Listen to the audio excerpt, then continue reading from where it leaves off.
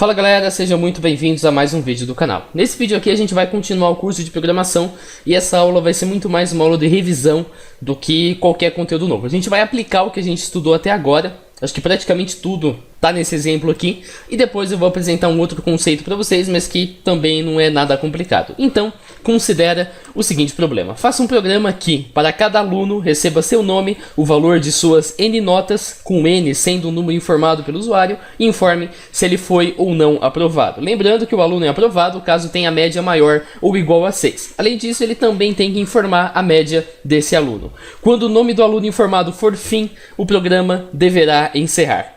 Então, eu vou iniciar o programa e primeiro ele vai pedir para eu inserir o nome de um aluno. Aí eu coloco o João, por exemplo. Ele vai me perguntar quantas notas o João tem.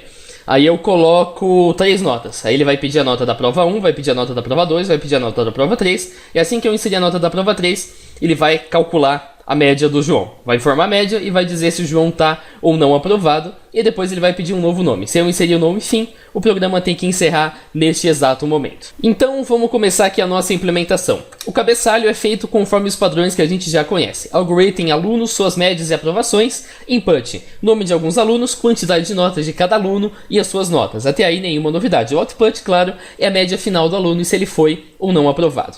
Então a primeira coisa que a gente faz, claro, é declarar as variáveis utilizadas. Então declare, vou declarar uma variável nome do tipo string, vou declarar uma variável nota do tipo real, vou declarar uma variável média do tipo real e vou declarar uma variável quantidade de notas do tipo inteiro. Nota e média eu declarei real porque, claro, a média pode ser um número decimal, pode ser 5,3, por exemplo, não tem problema nenhum.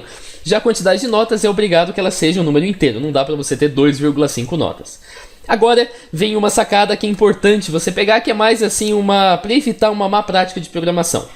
Percebe que aqui eu começo o código fazendo um while, então while, nome diferente de fim, faça. E aqui nós temos uma comparação, então eu vou comparar o valor da variável nome com uma string chamada fim. Perceba que sem essa atribuição aqui, sem que eu chamasse nome de genérico, a primeira coisa que eu ia fazer seria comparar nome com fim. Só que nome não tem nenhum valor, então eu iria comparar um lixo de memória, digamos assim. Numa linguagem tipo C, isso aí funciona. Você compara uma variável nome que tem um lixo de memória, então ela tem um caractere aleatório, C, cifrão, 5, qualquer coisa do tipo assim, uma coisa totalmente aleatória, e como isso aí dificilmente vai ser igual a fim, ele vai deixar passar. Agora, não é uma boa prática de programação você fazer esse tipo de coisa. O Flowgrading, por exemplo, nem permite. Você só pode fazer uma comparação se a variável já tiver um valor atribuído anteriormente. Por isso, eu estou fazendo aqui nome recebe genérico. Então eu tenho aqui uma condição while, enquanto o nome for diferente de fim, faça.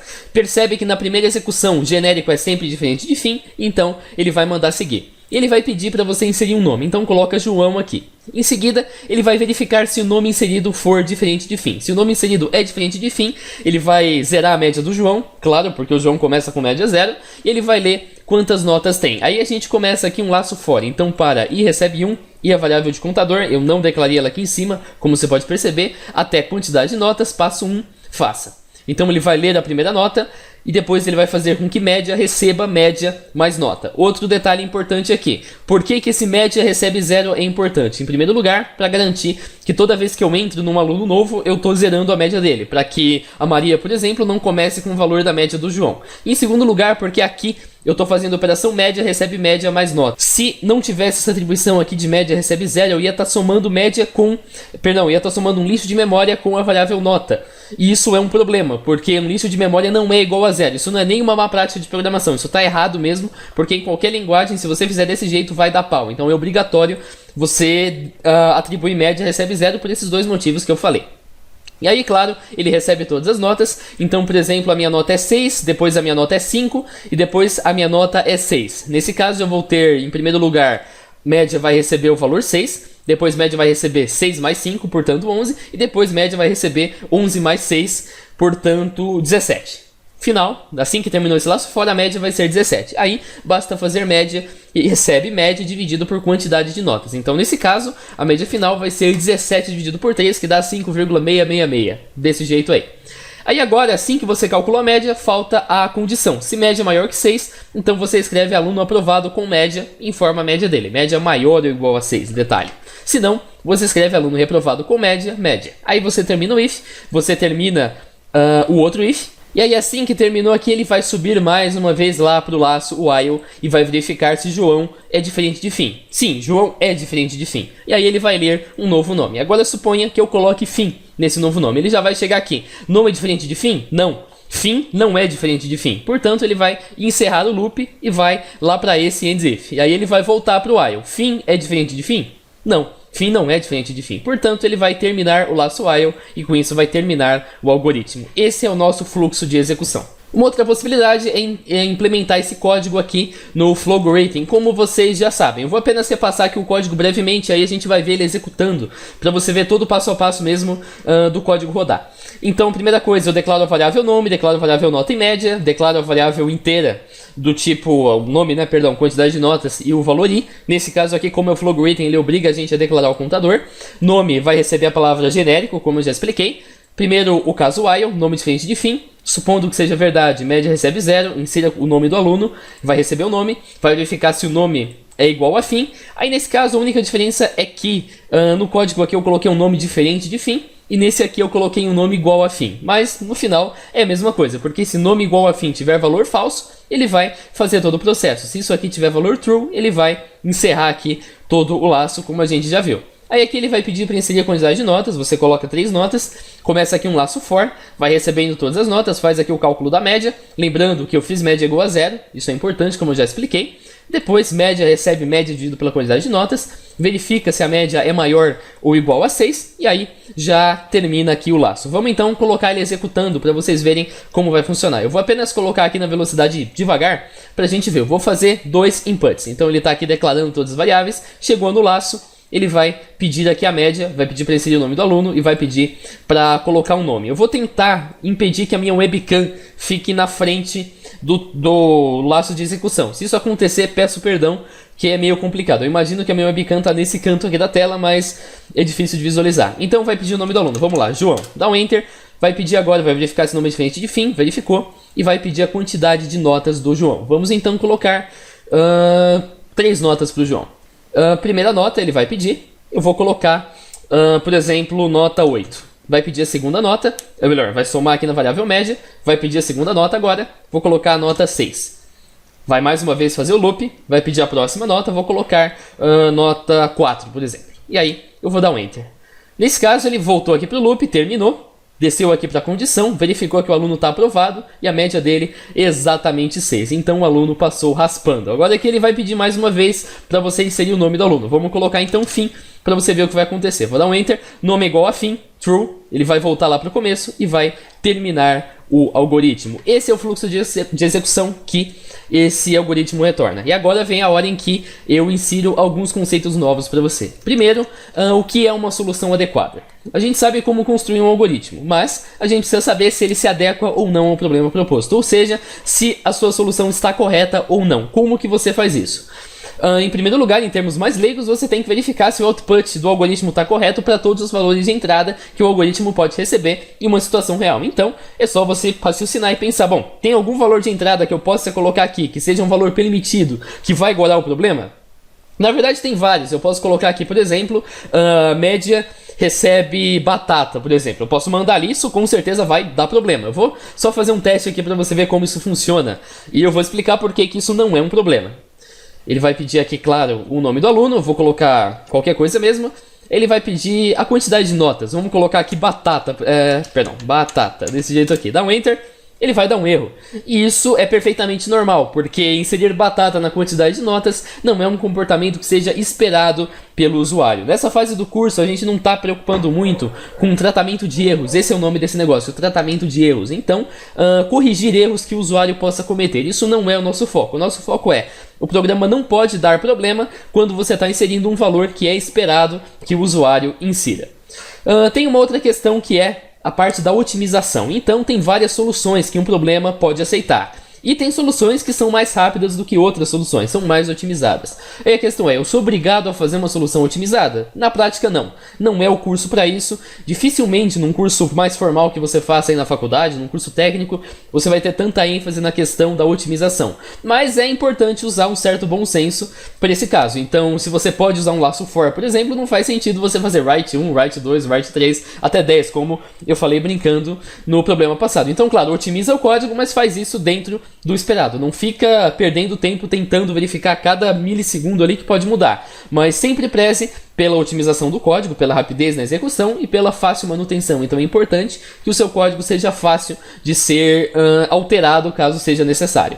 Por exemplo, aquele for que eu te falei para vocês brincando, faz for, imprime 1, imprime 2, imprime 3, não seria de fácil alteração, porque se eu quisesse imprimir até 1000, eu simplesmente teria que escrever mais 990 linhas no código para ele terminar. Logo, um laço for é uma coisa muito mais adequada. Agora eu vou sumir aí da tela um pouco, porque foi a única forma que eu achei de exibir todo aí o programa sem comprometer a visualização na tela, porque qualquer lugar que eu colocasse meu webcam aqui, em toda a tela, ela iria cobrir alguma coisa importante. A gente vai falar agora a respeito de uma coisa chamada teste de mesa. Durante todo o curso eu falei de teste de mesa, mas eu nunca falei o que era. É nesse momento aqui em que eu falo. O teste de mesa é bem útil para identificar possíveis erros que ocorrem no momento da execução do programa. Ele não garante que o algoritmo se adeque a todas as soluções possíveis, porque aí são infinitas valores de dados que podem ser inseridos e seria impossível verificar todos esses dados. Mas ele permite que você possa identificar, opa, tem alguma coisa errada aqui, e aí você consegue corrigir. Tem várias formas de fazer um teste de mesa, e a melhor forma de fazer fica a critério do programador. Eu vou ensinar aqui como que eu faço um teste de mesa, e aí você vê qual que é a melhor forma. Tem outros jeitos, talvez o seu professor te explique de outra forma, mas o que importa aqui pelo menos no meu caso, é o jeito que eu vou mostrar para vocês. Então, para fazer o teste de mesa, você vai fazer uma tabela com as seguintes colunas: linha, input e output. Primeiro faz uma tabela, coloca essas colunas. Depois você vai criar uma coluna para cada variável que ocorre no programa. Então nesse programa aqui nós temos 5 variáveis. São 4 variáveis que foram declaradas. A variável nome, nota, média e quantidade de notas. E uma variável de controle que é este i que vocês estão vendo aqui. E em seguida depois você vai numerar as linhas do seu código. Pode, claro, não precisa se preocupar em que momento você vai numerar as linhas. O que importa é que elas estejam numeradas. Pode começar daqui de baixo se quiser, tanto faz. Mas o que é importante é todas as linhas que vão ser executadas no decorrer do código devem estar numeradas. Aí você faz o teste de mesa da seguinte forma: começa executando, vamos fazer. O cabeçalho não é executado, então tudo isso aqui pode pular. Comentário não é executado, declaração das variáveis, beleza, declaramos todas as variáveis. Depois valores padrão para as variáveis. Também, comentário não é executado. A primeira coisa que acontece é nome recebe genérico na linha 15. Então, você coloca aqui nome, recebe genérico, beleza. Execução do código agora. While, nome diferente de fim, faça. Até agora não tem nada de novo. Mas na linha 18 você vai ler um nome. Então, vamos ler aqui a palavra João. João entra no input. E por sua vez, a variável nome recebe o valor João. Depois, na linha 22, ele faz com que média receba o valor 0. Então, média recebe 0. Depois, na 23, ele lê a quantidade de notas. Eu vou colocar 3 notas e ele lê o valor 3. Depois, na linha 24, ele começa o laço for e, portanto, define a variável de controle como sendo correspondente a 1. Então, i recebe 1. Todas as outras variáveis continuam do mesmo jeito. O nome João continua, a média continua, a quantidade de notas também continua. Em seguida, na linha 25, você vai ler a primeira nota do João, que é 8. E é isso aqui que acontece. Você dá input 8 e a nota lida passa a ser 8. Na próxima linha, na linha 26, a média recebe a nota do João, então a média aqui passa a valer 8. E na linha 24, a variável de controle passa a valer 2, porque é claro, ele acrescentou 1, porque o passo do programa, como eu já expliquei, é 1. Em seguida, você insere a nota 9 para o João. E aí, a variável nota passa a assumir o valor 9, a variável média continua sendo 8 por enquanto, e a quantidade de notas continua sendo 3, claro, durante toda a execução. E a variável de controle continua sendo 2. Depois nós estamos aqui na linha 24. Então, claro, teve o laço for, ele voltou para a linha 24, não, perdão, para a linha 26. E a variável média foi somada da nota que nós já tínhamos. Então a média tinha 8, 8 com 9, 17. A média passa a ter 17 e os valores continuam sendo os mesmos. Volta mais uma vez para a linha 24. A variável de controle agora recebe 3 e o processo é repetido mais uma vez. Insere a nota 6, a nota passa a valer 6 aqui desse jeito. Depois a média é acrescida de 6, então 17 mais 6, 23. E depois a gente já está na linha 28, então já terminou o laço for, a gente está aqui embaixo. Nesse momento em que terminou o laço for, tem um pequeno erro aqui, a variável de controle i passa a valer 4. Então assim que ele saiu do laço for, assim que chegou na linha 28, aqui no lugar de 3 é 4, aqui também é 4. E aqui eu já coloquei, claro, aqui continua valendo 4 desse jeito aqui. Então, porque a variável foi somada a 1, então ela passa a valer 4. E aí a média recebe média dividido pela quantidade de notas e, portanto, 7,66 aqui na linha 28. Linha 29, nós temos a comparação da média maior que 6. E aí ele vai escrever: o João foi aprovado com média 7,66. E é isso aí. A variável de controle está valendo 4, aí ele volta para a linha 18 para receber um novo nome. Ele recebe agora o nome Maria e faz o mesmo processo. Detalhe, a média continua valendo 7,66. E a variável de controle continua valendo 4 ainda assim. Quantidade de notas, mesma coisa, mas o nome deixa de ser João e passa a ser Maria, porque eu inseri a palavra Maria. Logo em seguida, depois na linha 22, aqui a média recebe 0, então a média é zerada. E depois você lê a quantidade de notas aqui na linha 23, então na linha 23 você recebe 2 notas, a Maria tem apenas 2 notas. Com isso, a variável recebe 2 notas e o valor i, a variável de controle, continua valendo 4. Mas depois, na próxima linha, você já recomeça o laço for e nesse momento a variável de controle passa a valer 1. E aí, mais um laço for é rodado, a mesma coisa que eu já mostrei aqui no João. Acho que não tem necessidade de repetir 2 vezes. Depois chega aqui na linha 26... na linha 28, quando termina o laço for, e a variável de média recebe 4,5, porque, claro, é a soma que ele tinha, então 9 dividido por 2, 4,5. Nesse momento aqui, você já saiu do laço for, então, mais uma vez aqui, a variável de controle passa a valer 3, a partir da linha 28, então aqui o valor recebido já está 3, e depois é informado que a Maria é reprovada, né, com média 4,5. Desse jeito aqui, e aí você sai do laço. Volta então mais uma vez aqui na linha 29 e aí é informado que a Maria é reprovada com média 4,5. Mais uma vez então, volta para o laço aqui e você chega na linha 18 em que ele pede para ler um novo nome. Você coloca o nome fim, a variável nome passa a receber fim e aí no momento da comparação, como o nome é igual como o nome diferente de fim tem valor verdade f, ele termina o laço while e termina, portanto, a execução do algoritmo. Também dá para você fazer um teste de mesa aqui no Flowgorithm. Você vai fazer o teste de mesa da seguinte forma. Vou deixar aqui na velocidade média, acho que tá beleza. E eu vou clicar nessa opção aqui, essa do meio. Vai aparecer essa janela que é onde você monitora as variáveis. Eu vou dar aqui um play para executar o código. Ele vai dar aí um... não foi, agora foi. Vou dar aí um pequeno bug. Eu vou mais uma vez arrumar as janelas na tela para você poder visualizar numa qualidade boa. Acho que assim tá legal, até porque não tem webcam. E aqui nessa janela da direita você consegue observar todas as variáveis, os identificadores dessas variáveis, nome, nota, média, quantidade de notas e você também observa os valores, né, que as variáveis têm. Então nós já começamos, o nome já recebeu a variável genérico. Nota, quantidade de notas e não estão inicializadas por enquanto. E média recebe o valor 0 porque nós já passamos por essa execução. Nome do aluno, vamos colocar João. Ele vai aqui pedir para a gente inserir a quantidade de notas, então eu vou colocar 3 notas para o João. Observa, vou observando enquanto eu faço a execução do código que mudam nessas variáveis aqui. Acho que isso é o mais importante. Ele vai pedir a nota 1, vamos colocar a nota 7, nota fica valendo 7, média fica valendo 7. Vai pedir a nota 2, vamos colocar 8. Então, a média fica valendo 15, a nota fica valendo 8 ainda, a quantidade de notas 3. Vamos agora dar a última nota dele vai ser 3. Vamos dar um Enter. Então, terminou aqui toda a execução. Observem que o i está valendo 4 neste momento, porque, claro, já saiu do laço for. Ele já retornou a média pra gente, média 6, o João passou aí raspando. No final, ele já zerou a média também, porque ele já retornou aqui pro começo. O nome continua sendo o João e agora a gente insere o segundo aluno. Vamos inserir a Maria. E agora a quantidade de notas da Maria, apenas 2 notas. Observem mais uma vez o fluxo de execução. Primeira nota da Maria, vamos dar 5 para ela. Beleza, rodou aqui. Ele vai pedir para a gente inserir a segunda nota. Observem aqui o contador ainda está valendo 2. Vamos colocar 4,5 não, né? 4. Vamos colocar 4 para Maria e dar um Enter. Ele calculou mais uma vez, fez todo aquele processo, já informou a média da Maria, já disse que ela foi reprovada com média 4,5 e já pediu o novo nome do aluno. Vamos colocar então fim e dar um Enter e você vai observar o resultado. Terminou toda a comparação, encerrou o código, está feito o algoritmo. Esse foi o vídeo, valeu para você que assistiu, em breve a gente se vê. Falou!